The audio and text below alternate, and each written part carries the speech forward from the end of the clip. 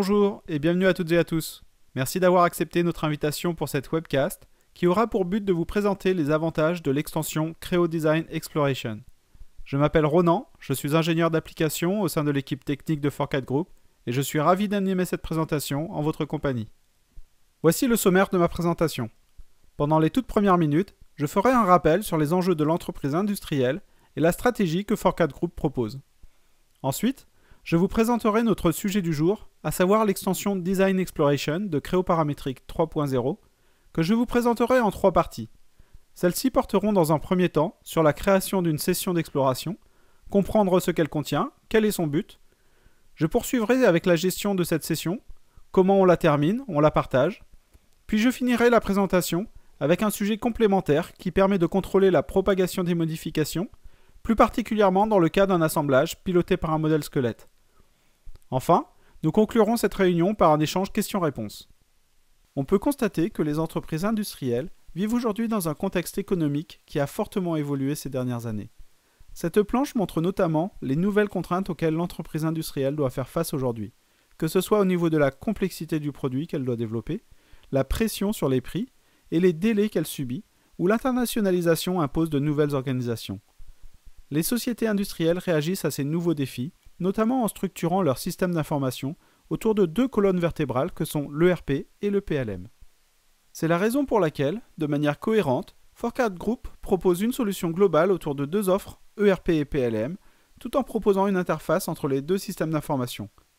Cela permet ainsi de garantir une traçabilité continue tout le long du développement du produit, de l'idée originelle jusqu'à son retrait du marché. L'offre ERP est portée par la solution Sage ERP X3 de l'éditeur Sage, dont une des caractéristiques principales est que cet éditeur équipe aujourd'hui une entreprise industrielle sur 2 en France, garantissant donc une maturité et une pérennité de leur offre.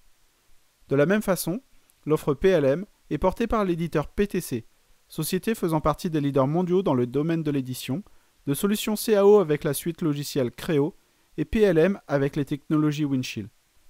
ForCAD Group a complété son offre avec des solutions de niche, notamment en calcul de structure avancé avec MSC, la simulation de fluide avec Cradle et le calcul de chaîne de cote avec l'éditeur Sigmetrix et sa solution Citol. ForCAD Group accompagne désormais ses 1200 clients industriels depuis plus de 10 ans. Forte de plus de 100 collaborateurs et de façon à être plus proche de ses clients, la société déploie ses ressources sur 7 agences. Un employé sur 2 est ingénieur d'application, ce qui permet à ForCAD Group d'assurer un support technique de grande qualité, malgré la croissance importante de sa base installée. ForCAD Group dispose de toutes les certifications les plus avancées de la part de PTC, notamment son statut unique en France de partenaire Platinum, faisant de ForCAD Group un partenaire de référence en Europe. Le sujet qui va nous intéresser aujourd'hui est la phase d'exploration des différentes solutions dans un processus de conception, et cela dans le but d'être en mesure de choisir, de définir la meilleure solution finale. En effet, lorsque l'on conçoit un produit, que l'on soit en phase de préétude ou de réflexion à une modification destinée soit à améliorer les performances du produit, soit à résoudre une problématique précise, nous avons besoin de pouvoir explorer simplement différentes possibilités.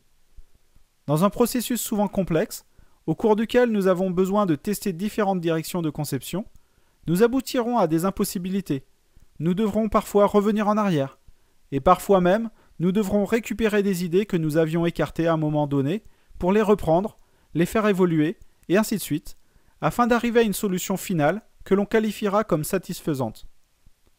Nous souhaiterons à ce moment-là persister dans notre système de données cette solution, et si possible, éviter de polluer avec tout un tas d'autres données d'investigation le système d'information, à savoir le PDM ou simplement son serveur Windows. Dans ce processus, il nous faut surtout être créatifs, et donc nous ne souhaitons pas être contraints, freinés par un travail supplémentaire lié à la gestion de données d'exploration que nous allons inévitablement générer dans ce type d'activité.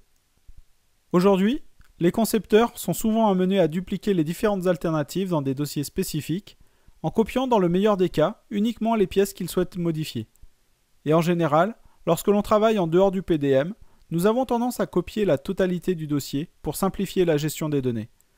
Pour ceux qui travaillent avec Windchill, vous utilisez sans doute les fonctionnalités standards qui vous permettent de gérer les variantes sans faire de copie en employant les versions, composées de la révision et de l'itération, et en cédant des configurations de référence pour vous y retrouver. Mais cela reste compliqué, surtout s'il faut revenir sur des anciennes idées pour les faire évoluer. De plus, il y a un problème de la gestion de la session, c'est-à-dire que pour passer d'une alternative à l'autre, il faut gérer manuellement sa session, donc fermer son modèle, effacer les modèles de la session de créo paramétrique et ouvrir les nouveaux modèles. Et ce, à chaque fois que l'on désire accéder à une autre alternative. Tout ceci nous montre bien que globalement, il y a un travail non négligeable de la gestion des données qui est fastidieux dans un processus créatif et qui peut ralentir considérablement le travail de recherche et de développement. Et c'est à ce stade qu'intervient DEX. Pour commencer, DEX est une sorte de bac à sable pour votre conception, dans lequel vous allez travailler sans risque, sans craindre de casser le design existant, sans craindre de perdre des informations.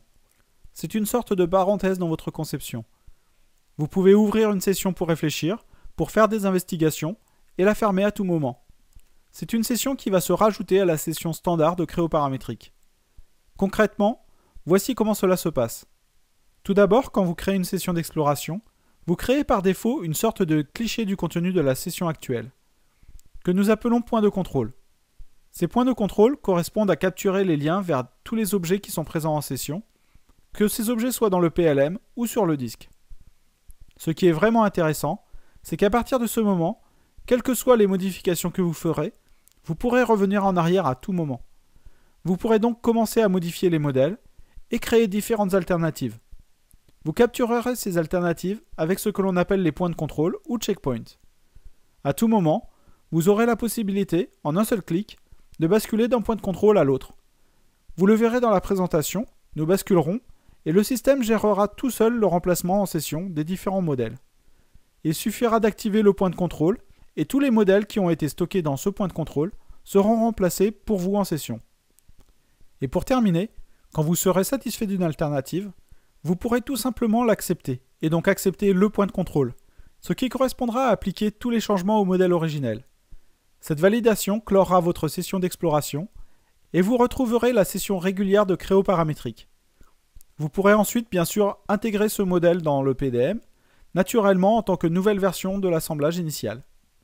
En plus de tout ça, à partir de n'importe quel point de contrôle, DEX permettra de définir plusieurs directions de conception, sans pour autant écraser les précédents points de contrôle, ni perdre l'information.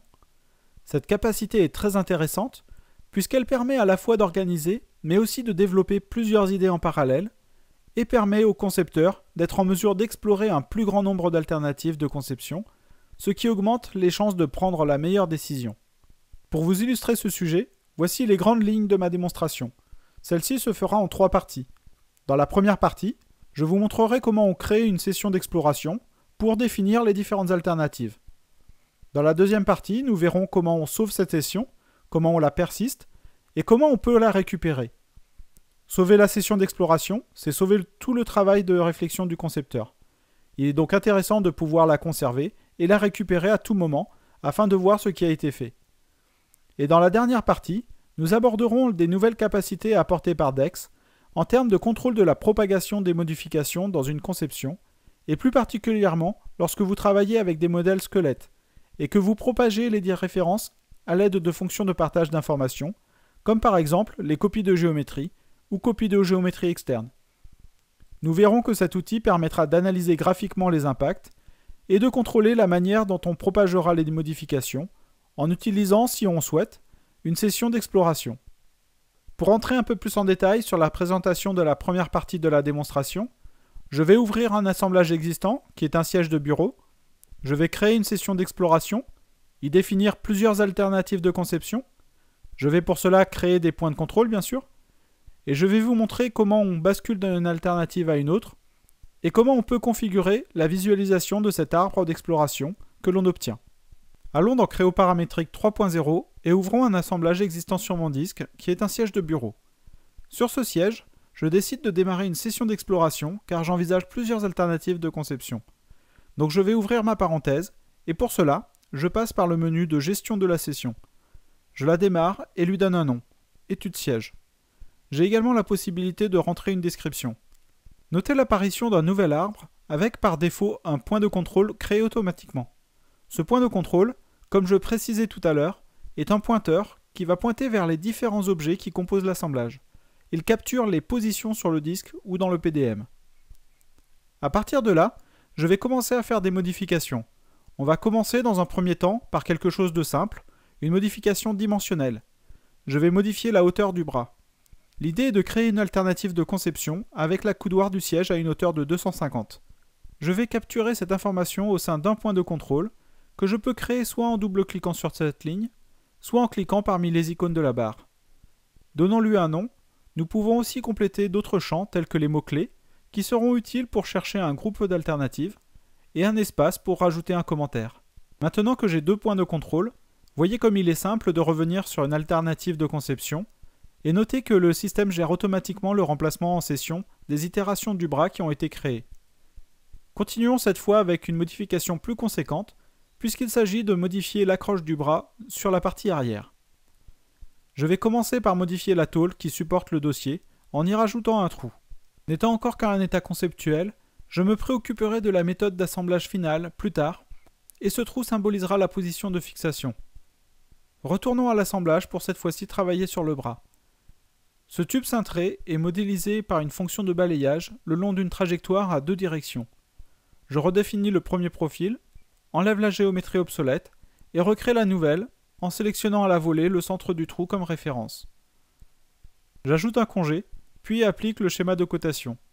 Je modifie d'abord les cotes proposées pour mettre à dimension la forme et viens compléter avec une cote non proposée. Le système enlève alors automatiquement la sienne pour rester sur un schéma de cotation totalement isocontraint.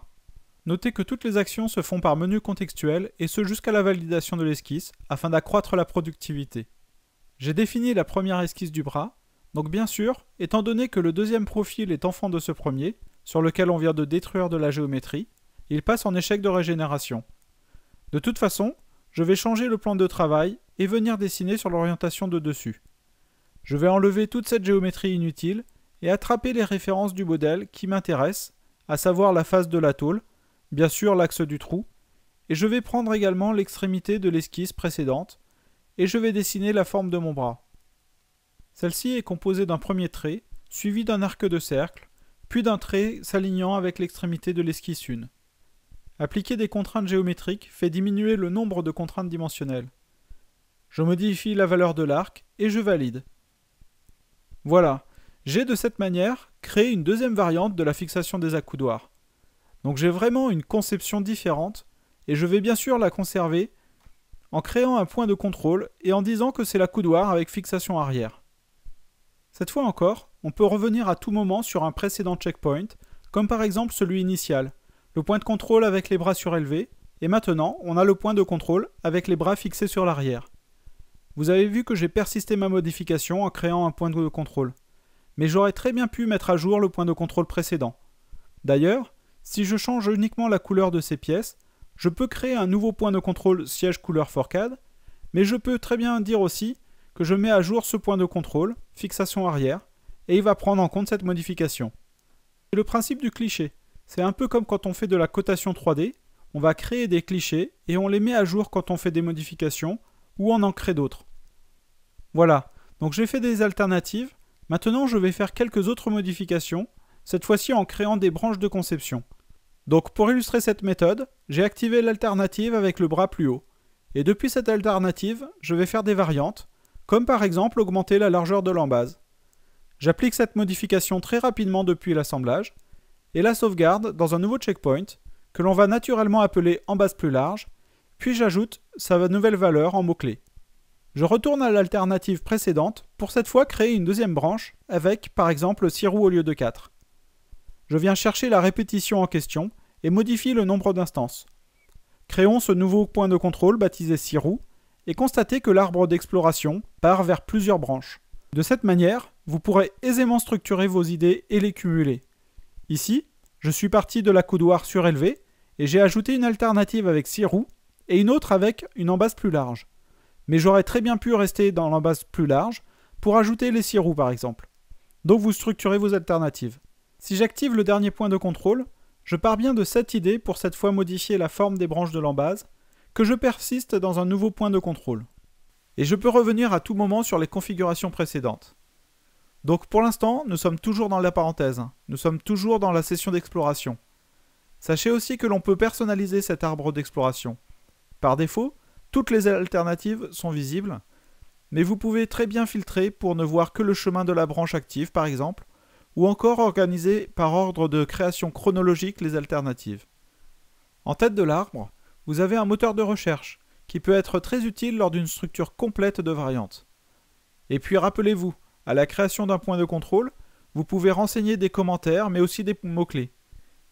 Si vous ne les avez pas renseignés à la création, on peut tout à fait revenir dessus plus tard.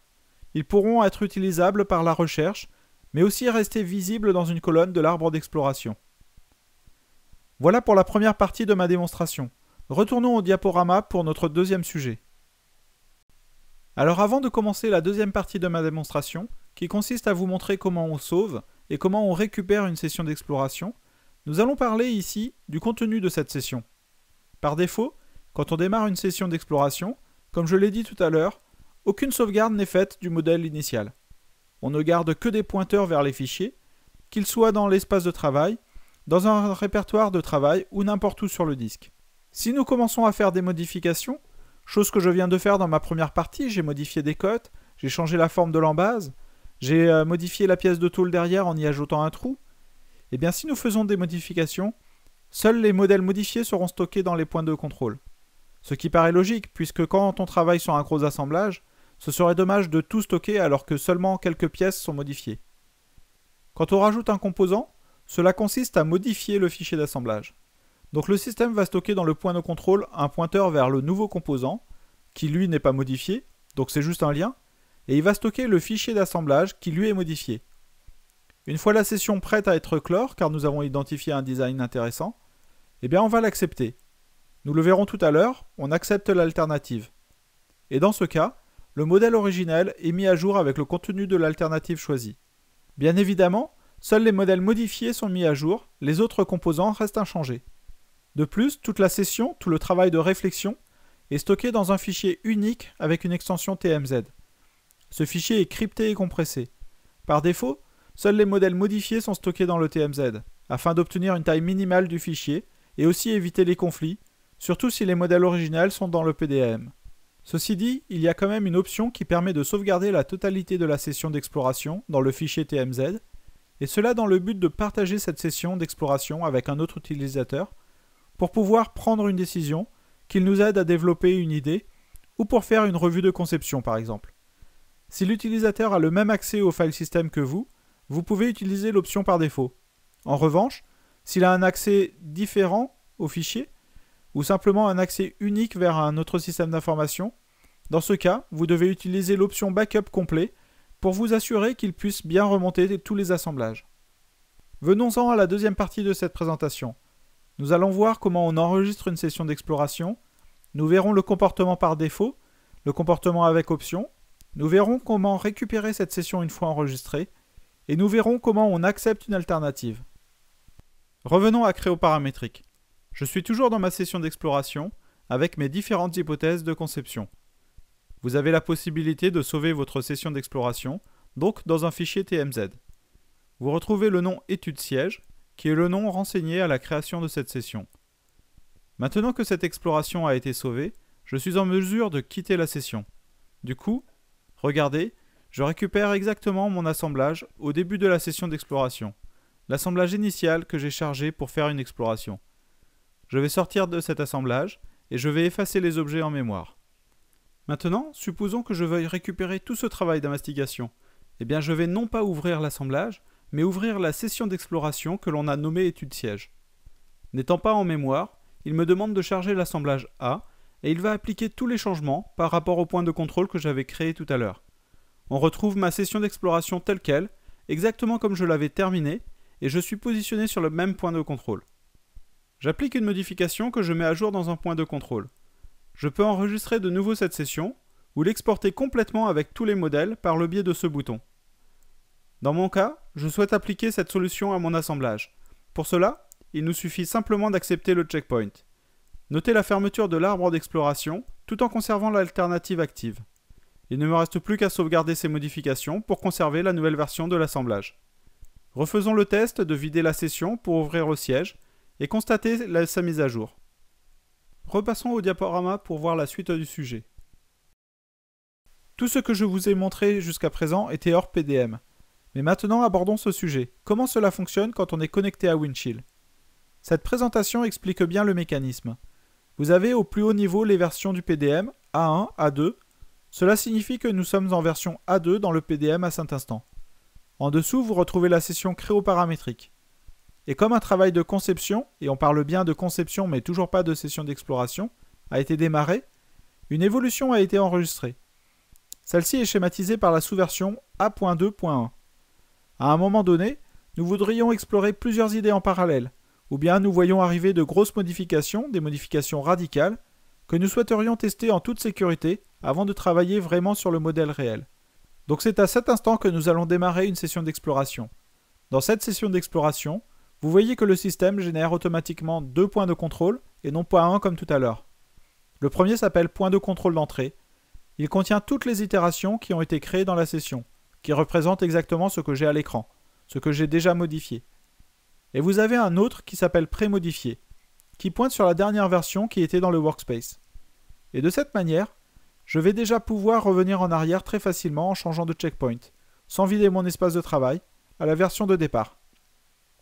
On va ensuite commencer à explorer, donc dans la session d'exploration. Nous ferons exactement le travail que je vous ai montré à l'instant. Nous allons capturer des alternatives avec des points de contrôle, CP1, CP2, CP3.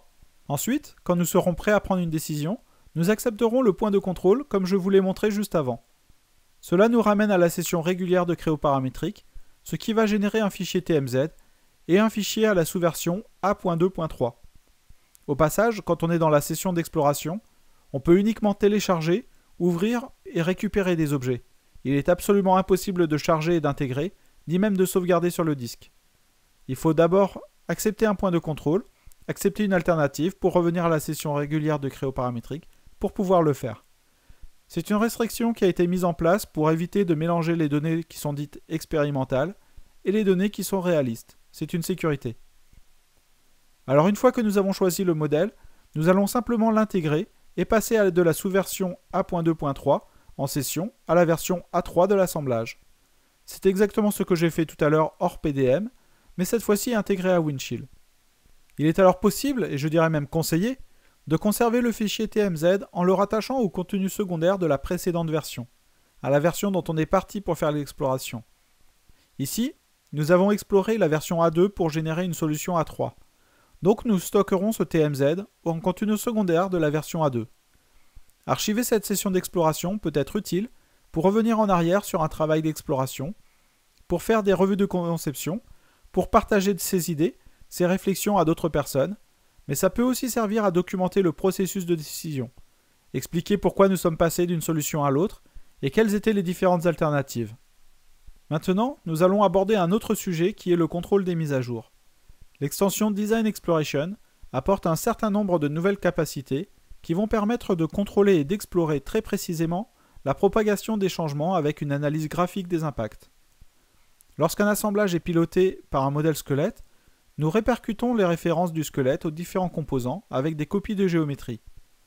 Et lorsqu'une modification est apportée au squelette, parfois nous avons un maximum de composants impactés et nous souhaiterions en connaître les effets et être en mesure d'accepter ou de refuser, ne serait-ce que revenir en arrière lorsqu'on a fait quelque chose que l'on ne souhaitait pas. Alors comment cela fonctionne?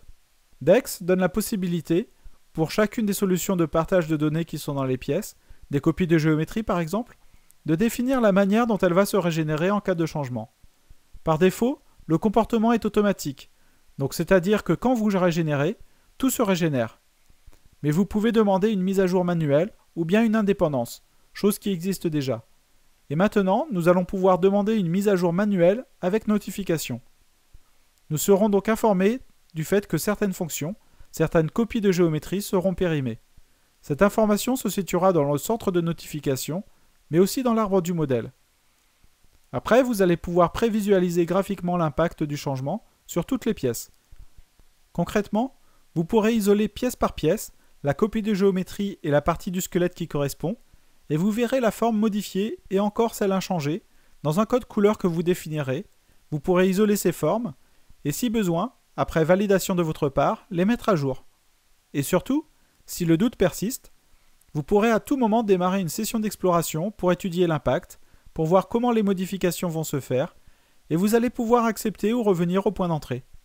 Vous avez donc une maîtrise totale de la propagation de la modification. Le mieux, c'est de vous faire une démonstration. Je vais utiliser un autre siège, qui est contrôlé par un modèle squelette. On définira le type de contrôle de mise à jour que nous souhaitons, sur le dossier et sur la pièce de support du dossier, à savoir un contrôle de mise à jour avec notification, de manière à être informé en cas de modification. On ira voir le squelette et on fera des changements. On analysera graphiquement les impacts, on mettra à jour le dossier, et on lancera une exploration pour la mise à jour du support. Laissez-moi quitter cette fenêtre et vider la mémoire pour charger le modèle qui nous servira de support. Celui-ci se trouve dans un autre répertoire. Notez le modèle squelette grisé en haut de l'arbre du modèle et les copies de géométrie dans les pièces, dossiers et supports. Par défaut, on a une mise à jour automatique. C'est une option de configuration de Creo paramétrique que l'on peut régler. Par un simple clic droit, je peux définir le type de contrôle souhaité et le modifier à tout moment. Appliquons ici une mise à jour manuelle avec notification sur ces deux pièces et passons au modèle squelette pour appliquer des changements. Un squelette permet de contrôler, au sein d'un seul modèle, la géométrie d'un produit ou la position des références fonctionnelles. Celui-ci contrôle la forme de l'assise par une fonction de style libre que l'on modifiera très facilement. Sélectionnez un point, une arête, une face et tirez dessus pour faire évoluer la surface. Ce squelette pilote également la position des pièces par une esquisse cinématique. Modifions une valeur avant de revenir à l'assemblage. Voyez le triangle placé dans l'arbre du modèle, à la fois devant la pièce, mais aussi devant la copie de géométrie périmée, et le centre de notification précise la liste des fonctions obsolètes. Il permet de retrouver dans l'arbre du modèle les fonctions et de les mettre à jour directement. Dans notre cas, nous procéderons par un clic droit sur la fonction, et vous retrouverez cette option, mais aussi la possibilité d'afficher les changements, afin de contrôler graphiquement les mises à jour. Cela nous donne accès à un nouveau ruban, dans lequel nous pouvons choisir la couleur de la forme initiale et celle modifiée. Nous pouvons isoler les éléments de manière à mieux les distinguer. Dans le cas d'un gros assemblage, c'est vraiment pratique. Ici, nous choisirons la mise à jour. Donc cela signifie que nous sommes capables de piloter, pièce par pièce, l'évolution, la propagation d'un changement sur une géométrie. Passons maintenant au support de dossier. Cette fois encore, nous souhaitons analyser les changements que nous retrouvons avec le code couleur précédemment choisi. Nous distinguons bien les différences en rouge et bleu, mais cette fois, au lieu de faire une mise à jour, je vais lancer une exploration. Je ne prends pas le risque de faire la mise à jour, je veux explorer, voir ce qui se passe avant de dire oui ou non. Donc je pars en exploration et je l'appelle propagation. Il me crée une session d'exploration où je retrouve le modèle avant la propagation et le modèle après propagation. Donc je suis en mesure d'accepter ou de refuser le changement. Il suffit de quitter la session d'exploration pour revenir au modèle précédent avant la modification dans le squelette. Voilà pour ce qui est de la propagation des modifications. Ma présentation est terminée. J'espère avoir été assez clair par rapport au message que je souhaitais passer. Donc si on voulait résumer ce qu'est cet outil DEX, c'est une nouvelle extension de Creo paramétrique qui va permettre facilement d'explorer différentes idées, un maximum d'idées, avant de prendre une décision, et surtout sans les contraintes habituelles de gestion de données qui sont issues du processus de réflexion, de manière à soulager le concepteur pour favoriser sa créativité. Sachez aussi qu'il y a un chapitre spécifique à DEX dans la formation de mise à jour vers Creo paramétrique 3.0. Merci d'avoir suivi cette webcast au sujet de Creo DEX. Pour plus de renseignements, n'hésitez pas à nous contacter soit à l'adresse électronique info@cadcad.fr, soit au numéro vert 0800 400 424. Cette présentation sera bientôt mise en ligne sur notre chaîne YouTube avec les autres. N'hésitez pas à la consulter et à la partager. Notre prochaine webcast sera le 29 janvier au sujet de PartsLink, une application intégrée à Windchill PDM Link. Et pour ma part, je vous donne rendez-vous le 5 février pour la présentation des applications dédiées à la conception de moules. À bientôt! FORCAD Group, accélérateur d'ambition.